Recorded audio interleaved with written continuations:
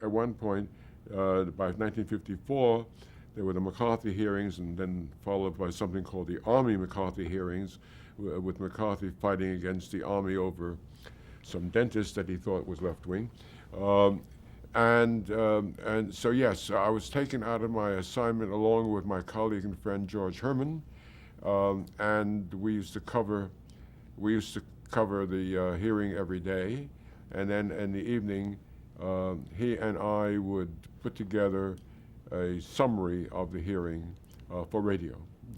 We did not do television then. We did on the neither. I did no television during the first 2 years that I was with CBS. What was your reaction to Senator McCarthy when covering him? Characterize him for us.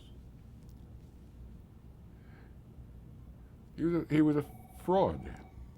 We thought of Senator McCarthy as being a gigantic fraud who was trumping up a Red Scare for his own political purposes.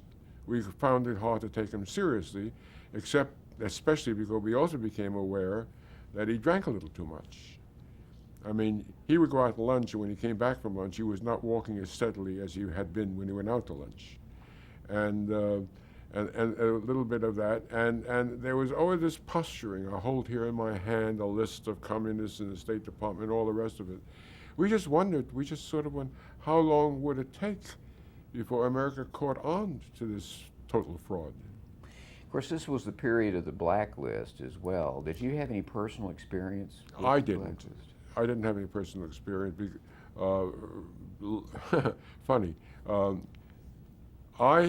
When I was in college, at City College, it was full of communists and anti-communists and Stalinist communists and Trotskyite communists and which kind of a communist are you. So I didn't ever get involved in any of those things.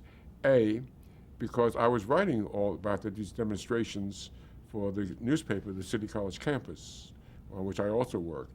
This was, again, I am the outsider. I'm the person who writes about it. Therefore, I'm not involved in it. And when I went through all my college records, they could find no trace of that. However, others were not equally lucky. I mean, people I knew working for the USIA, people hounded out of jobs. At some point, the State Department under Secretary Dulles was actually throwing people out of work just in order to show McCarthy how anti-communist he was. It was not a very happy time.